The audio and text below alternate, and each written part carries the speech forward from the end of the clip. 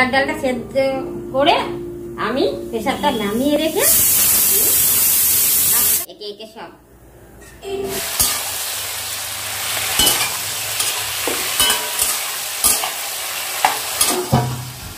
তো চাপা দিয়ে দিলাম।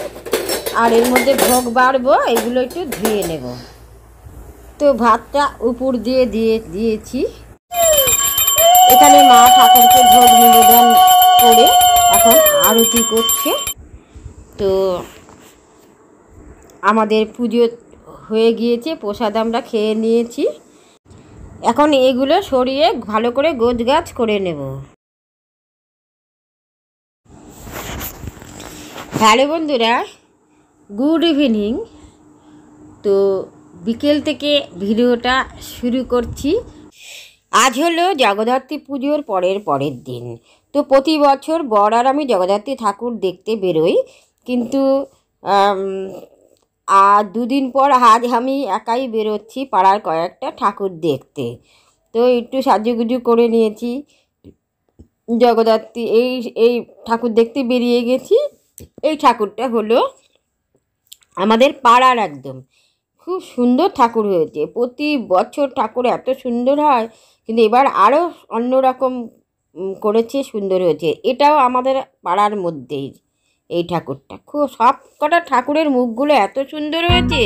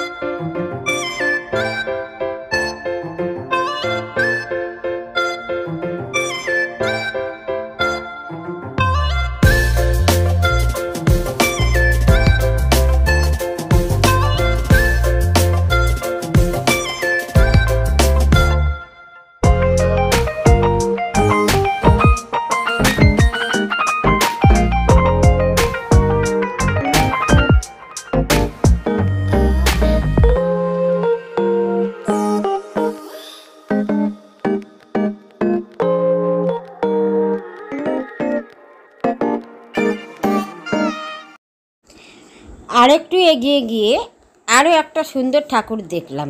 এই ঠাকুরটা না দেখে আমি চলে যাচ্ছিলাম, তাকিয়েছি গেটটার দিকে, কিন্তু আমি যে না আর যাবো না, বাড়িতে যাই।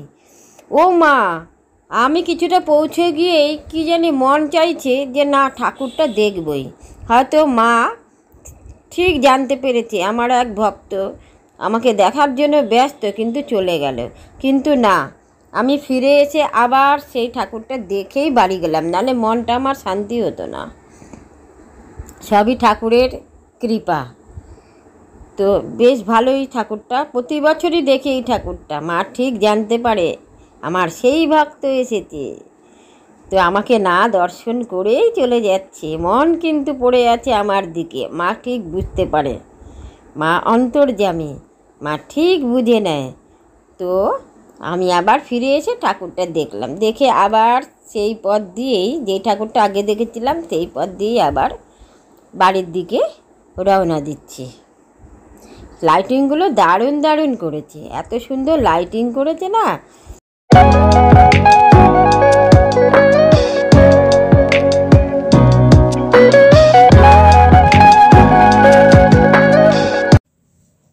তো দুদিন পর আজ বরের সঙ্গে বেরোলাম, ঠাকুর কটা দেখলাম আবারও।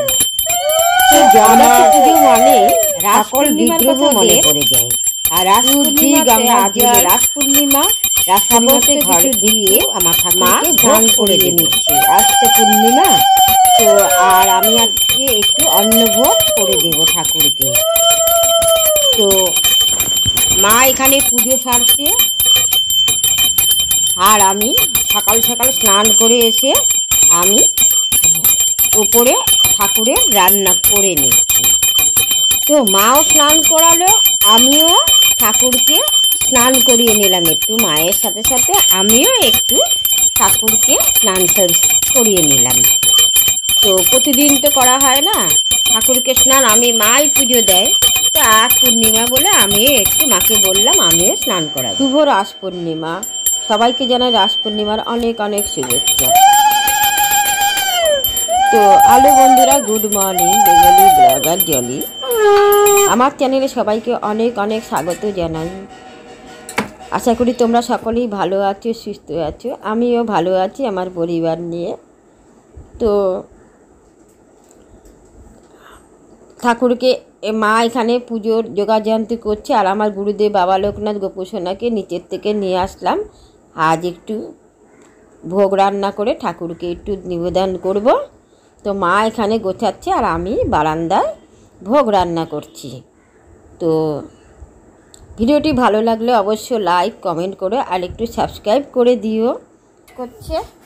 তো সাথে থাকো, পাশে থেকো, ভিডিওটি দেখতে থাকো। তো ঠাকুর স্নান হয়ে গিয়েছে, মা এখন ঠাকুরকে সাজাবে। তো আমি এখানে সব ফল ঠল ধুয়ে সমস্ত রেখে দিয়েছি, রান্নার আয়োজন করছি। সবজিগুলো সকালবেলা ঘুম থেকে উঠে আমি কেটে নিয়েছি, ধুয়ে নিয়েছি। আমার বরমশাই চান করে ঠাকুরের জল তুলে দিয়েছে মাকে, আর আমার এই সবজিগুলো আমি নিচে ধুয়েছি আর তুলে তুলে দিয়েছে, জল তুলে দিয়েছে, খুব হেল্প করেছে। হ্যালো বন্ধুরা, গুড মর্নিং। শুভ রাস পূর্ণিমা, সবার অনেক অনেক শুভেচ্ছা। তো আজ রাস পূর্ণিমা দিন আমি তো আমার ঘরের ঠাকুরকে একটু অন্নভোগ বানিয়ে দিচ্ছি। গুরুদেব, গোপাল, বাবা লোকনাথ সব ঠাকুর আছে, তাদেরকে একটু অন্নভোগ বানিয়ে দিচ্ছি।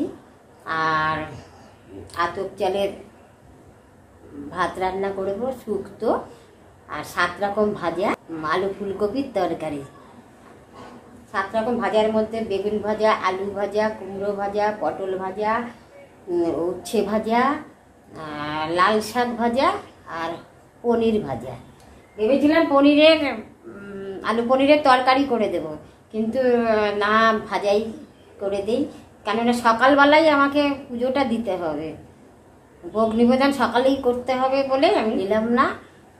মা ওখানে ঠাকুরের সামনে গোছগাছ করছে, এটা সেরে নেবো তাড়াতাড়ি। তাহলে সাথে থাকো, পাশে থেকে ভিডিওটি দেখতে থাকো। না রান্না করতে পারি না, তাই জন্য এই ড্রেস পরে নিয়েছি। এখানে পায়েস বসিয়ে দিয়েছি এখানে।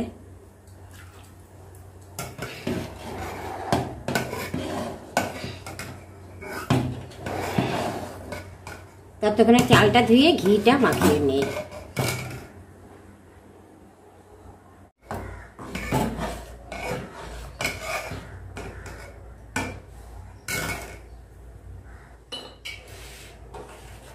এখানে কাজু কিশমিশ ভিজিয়ে রেখেছি, চাটনি করব, খেজুর, আমসত্ত্ব, টমেটো, কাজু কিশমিশ দিয়ে চাটনি বানাবো। আর কিছুটা কিশমিশ, খেজুর পায়েসে দেব। সব কিছুই ভিজিয়ে রেখেছি। এখানে এলাচ, পায়েসে এলাচ দেব।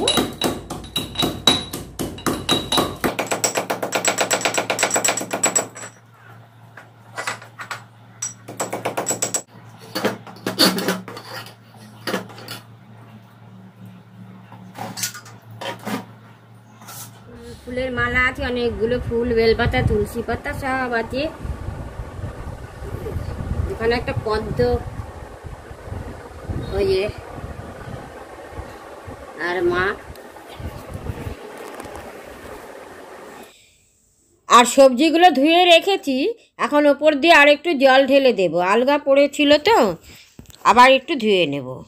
আর এখানে বসিয়ে দিয়েছি আমি প্রেসার কুকারে ছোলার ডাল সেদ্ধ।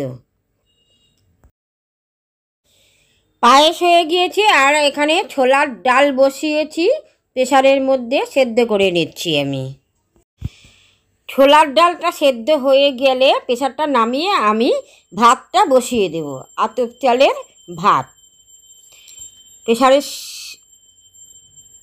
প্রেসারটা নতুন আমার।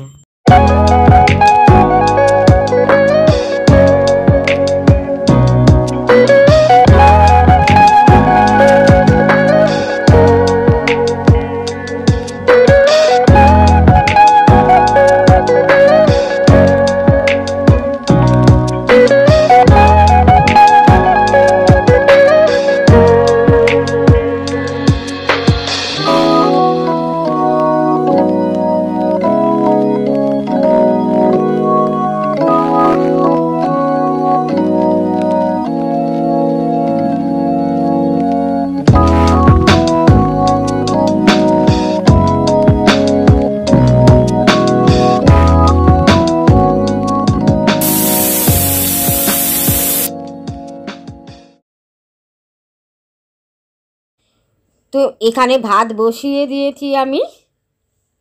তো ভাতটা হয়ে গেলেই আমি একে একে সব রান্নাগুলো সেরে নেব।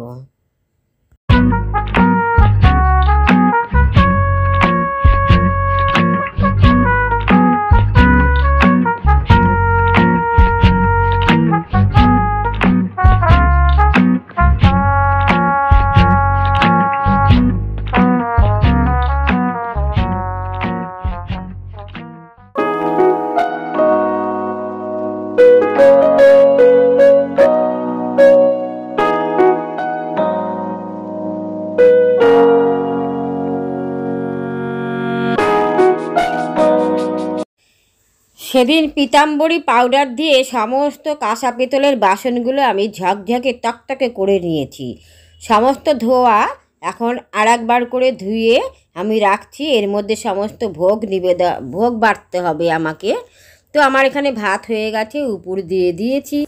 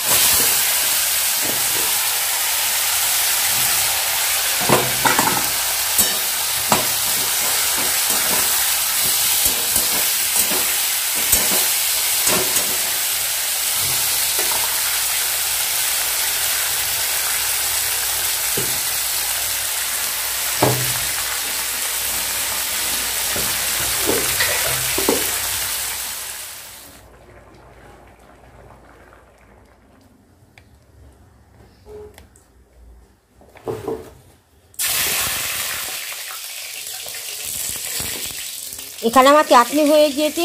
এখন তারপরে আমি ছোলার ডালটা সাম্বার দিয়ে দিয়েছি। এখন আমি ফুলকপির তরকারিটা বসিয়ে দিচ্ছি। আমার মনে হয় কি আমি সব ভাজাভুজি করতে পারবো না, অনেক দেরি হয়ে যাচ্ছে। দেখি 3 রকম ভাজা, লাল শাক, কুমড়ো ভাজা আর বেগুন ভাজাই করব। আর পনির সব ফ্রিজে তুলে দিলাম আমি।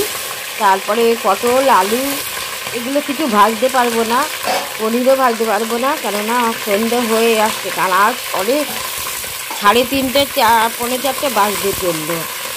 কী করবো বলো? রান্না করে ভেবেছিলাম একটু সকাল সকাল দেবো, হয় না। রান্না করতে গেলে না সকাল সকাল হয় না। তো যাই হোক, ঠাকুরকে বললাম ঠাকুর যা হয়েছে তাই খাও। হয়তো ঠাকুরের ইচ্ছে যে ওগুলো খাবে না, এগুলোই খাবে। লক্ষ্মী পুজোতে তো খেয়েছে পটল ভাজা, আলু ভাজা, তার জন্য। কিন্তু পনিরটা করতে পারলাম না বলে আমার মনটা কষ্ট লাগছে। তো যাই হোক, আর একদিন আমি ঠাকুরকে পনির রান্না করে দেব। লুচিও ইচ্ছে ছিল, লুচি করব। কিন্তু আমি লুচি ফুচি আর রিস্ক নিলাম না। কিন্তু আমি যেগুলো সবজিগুলো যেগুলো কেটেছিলাম, পনির এগুলো করে সব পরিপূর্ণ করে দিতে পারলে আমি একটু শান্তি পেতাম। যাই হোক, আর কি করা যাবে বলো?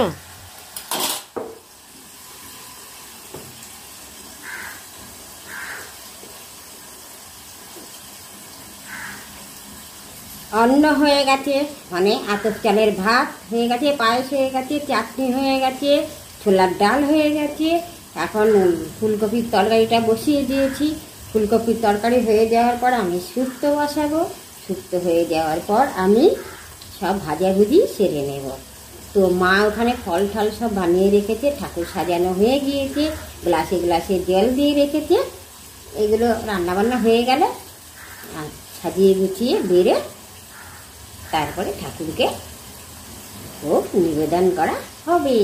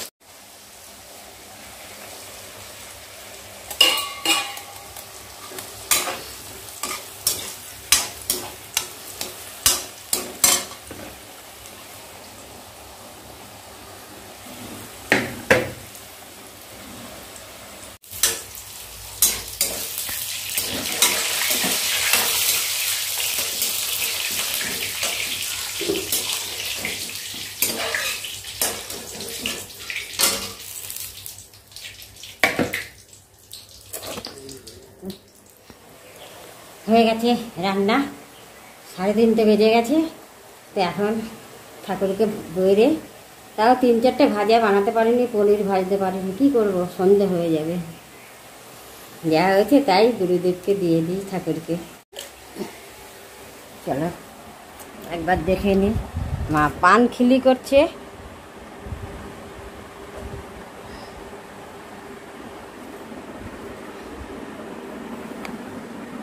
এখানে ভাজা লাল শাক হচ্ছে, বেগুন ভেজেছি, কুমড়ো ভেজেছি, আর সব ভাজা ভাজতে পারিনি।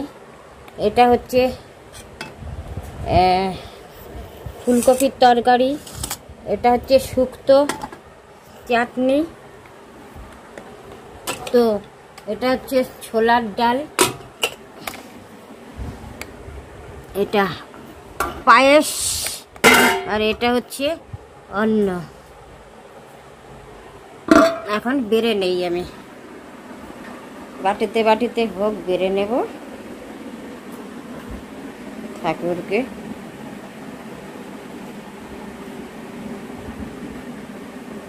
এই যে গুরুদেব আমার। এখানে লাল শাকটা হচ্ছে।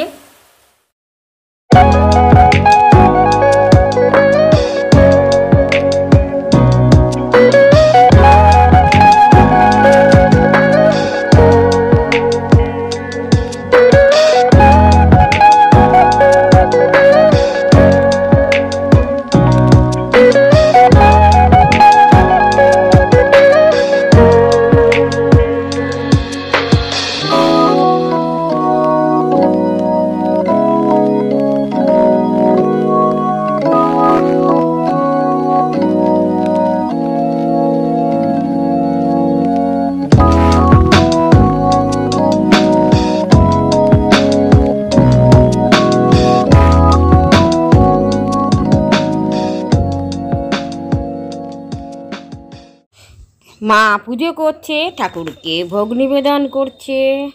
আমার বরমশাই বসে এই ধূপকাঠি প্রদীপগুলো জ্বালাচ্ছে, পঞ্চপ্রদীপ জ্বালাচ্ছে। তো এখানে সব ভোগ বেড়ে নিয়েছি, ঠাকুরকে মা নিবেদন করছে।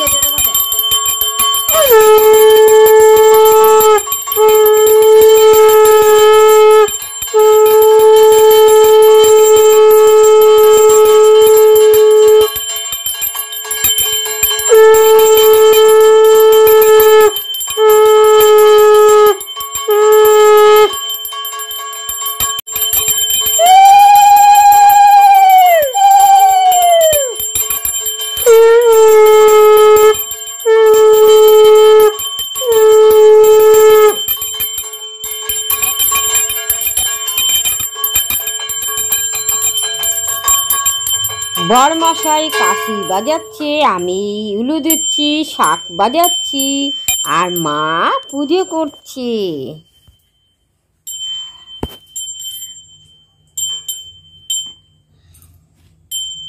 শঙ্খ ফুটে ভালো করে।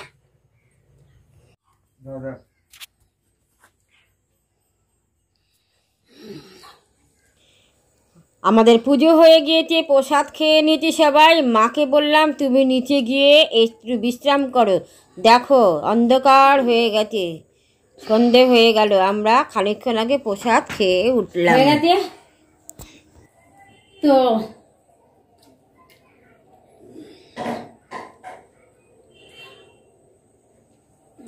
খানিকক্ষণ আগে সবাই মিলে প্রসাদ খেলাম, অন্ধকার হয়ে গেছে, কি করব আর। তো এখন আবার অনেক গোছ গাছ আছে, এখন একটু পরে করব। তো ফোন করেছি রেস্ট নেই, যাতে তারা তারপরে আবার অনেক আসবে, কাজ, এখানে প্রসাদ বাসন খাবে। টাসন সরানো, আমি ততক্ষণে এগুলো সমস্ত প্রসাদগুলো, গোছগাছ করে ভোগগুলো নিই। ফ্রিজে আর তুলে দেবো। যখন আসবে তাদেরকে আমি একটু প্রসাদ অন্ধকার খেতে হয়ে দেবো। গেছে বাইরে।